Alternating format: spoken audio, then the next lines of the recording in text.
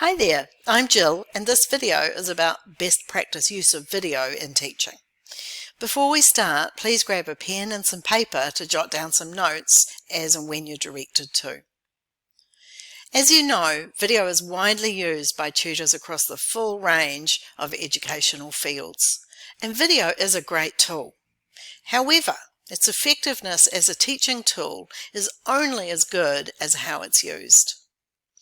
Learning to use it effectively will contribute to your learners' academic outcomes and will also enhance their learning experience. Using it ineffectively is not only a waste of everyone's time, but it can be a detriment to learning. You've no doubt already either used video in your own teaching toolkit, or you've been in a teaching or learning environment where video has been used. During and after seeing this video, I recommend that you reconsider those sessions and evaluate their effectiveness against the best practice video use principles that are covered in this video. There are 4 key questions that form the basis of best practice video use, and they are why, what, when, and how. Let's look at each of those in turn.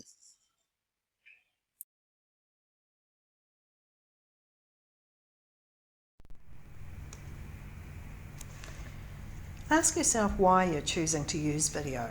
Everything we do in our teaching needs to be fit for purpose, and we should always aim to have the most appropriate method of delivering a piece of learning as it relates to that content. Ask yourself these questions. Do you choose to use video to inspire and support critical thinking in your students? Are you delivering a brand new piece of information that needs both visual and oral representation? Will video help to bring something to life in class that you can't otherwise do, for example by a site visit or bringing a practical activity into the classroom? Do you need something to fill those last 10 minutes of your lesson plan? And maybe you want to reward your learners because they've been working really hard, or you want to entertain them because it's a bit of a dry subject. See which questions you answer yes to in your use of video.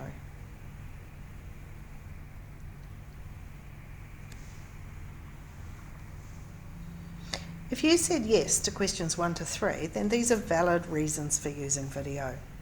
Questions 4 to 5 about time filling, rewards and entertainment are not valid reasons for using video.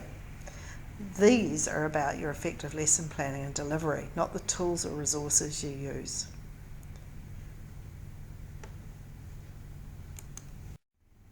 So we need to have a clear educative purpose for using video.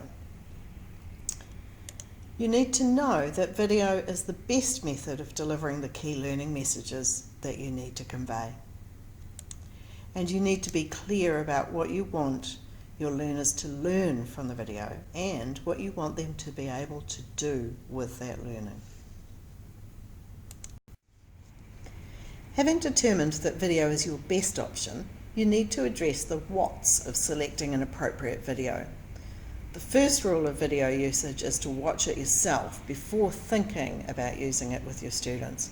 Never play a video without having vetted it first yourself. And yes, I just said never. There are 4 key factors that you need to consider. The first one is about timing. Ideally, a teaching video of passive watching should be no more than 5 minutes in length. Any longer than that and your learners will have met the end of their attention span and will be thinking about lunch, their phone, or what their next car will be. If you have a perfect video, but it's longer than 5 minutes of passive watching, you should break it down and deliver it in small chunks, perhaps over several days.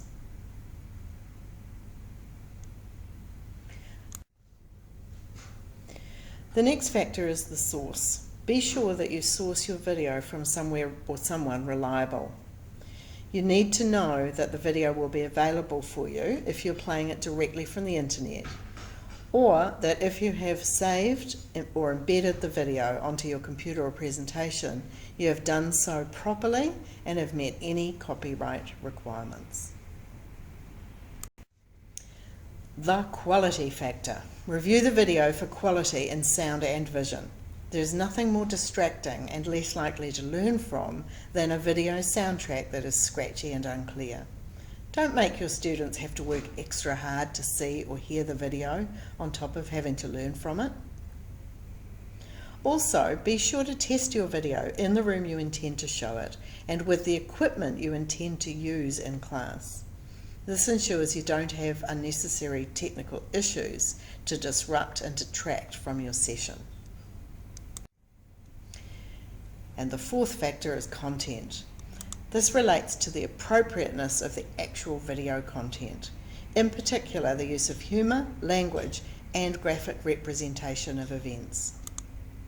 With humour, remember that you're in a professional work environment, and while humour can be extremely useful in teaching, that is only true if it's appropriate and carries no risk of offending your audience.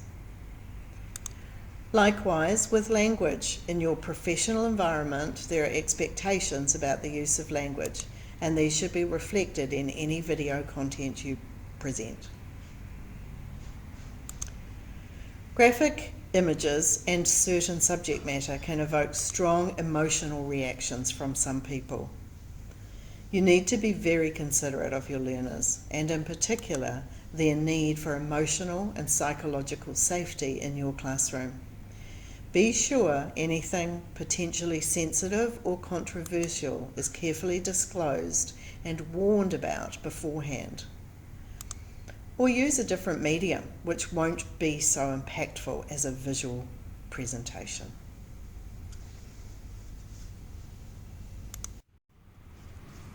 And now it's time for a stop and think activity. I've discussed the why and what aspect of videos so far. Take a minute or two now to note down 2 key points from each of these aspects that are important. Be prepared to share them with your induction colleagues. Pause this video now to give yourself time to make a note of your important points, and then resume the video when you're ready to move on.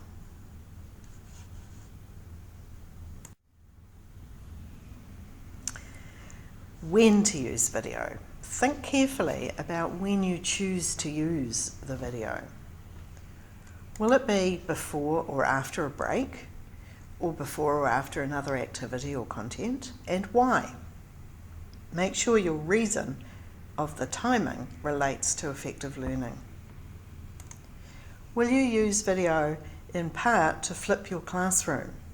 Basically, a flipped classroom means that you provide learning content to students to review in their own time, SDL or homework, before class, and then use your class time to engage them in active application of what they've learnt.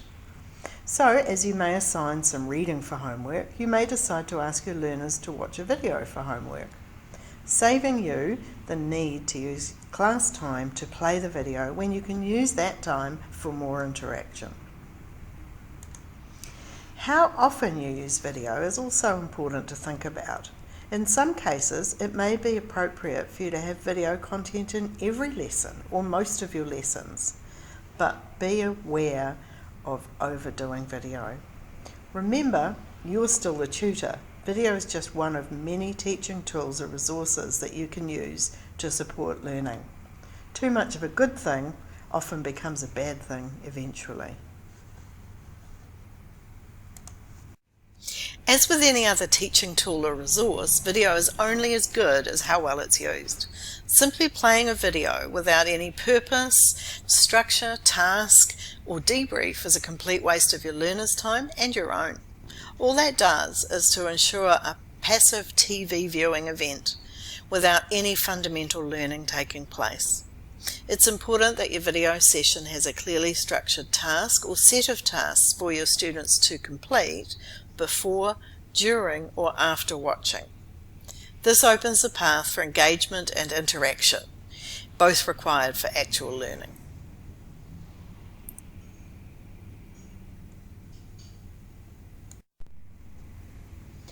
In order to work out how to use a particular video, go back to your purpose.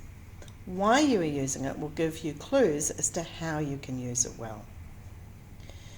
If, for example, you want to stimulate critical thinking, then you'll need to develop a task or activity attached to the video for learners to practice thinking critically. You could pose a question or set of questions for them to consider and take notes about while watching the video, and then ask them to write up their thoughts more formally, or share with a partner or small group, or present an argument for or against some principles raised in the video. If you're using the video to introduce new information, you would do well to conduct a prior learning check to determine what they already know or think about or have experienced about the topic. Record or list their knowledge during this to show the combined group knowledge. This helps to reduce the cold, stark newness of the subject, engaging them through their personal experience. Also, ask what they'd like to know about the subject, and you should probably record this as a group want-to-know list. While they watch the video, they can then be tasked with recording or noting which information is covered from the lists. As a debrief activity, you can, as a whole class or individually in pairs or small groups, have them identify gaps in their knowledge and how they might proceed in filling those gaps. Perhaps go ahead and research what's missing. How about having students create their own video vignettes, short video clips of them in practice or the world at large?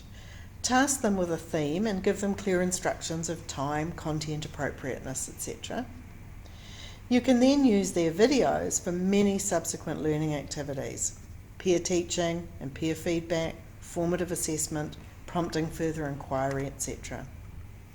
However you decide to conduct your video session, it's vital to explain the purpose to your learners, and this should be framed as the what's in it for me factor, or the WIFM. So the intended purpose from their perspective, not necessarily your tutor perspective.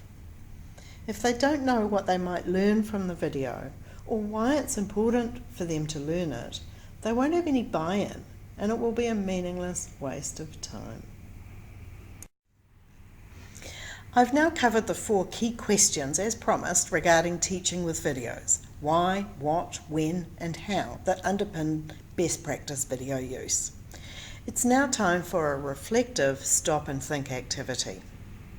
Take a couple of minutes now to think about this moment, right here, right now, in this video on teaching with videos.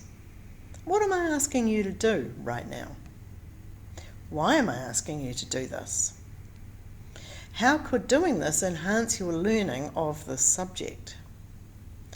And if this video was being delivered in a classroom workshop with your fellow learners in the room, how else could I direct this particular moment? Pause this video now to allow yourself time to gather and record your thoughts, and resume play for the final conclusion when you're ready. And now, to conclude this video, in addition to the points already made, I will soon be providing a link for you to 15 great digital tools for you to use when delivering teaching by video or creating videos to do so. I'm also going to share a link with you to a 4-minute video about stimulating critical thinking through the use of video. Look out for those links on Teams. Thanks for watching this video, and I do hope that you've found it of interest and value to you in your own teaching practice. Bye for now.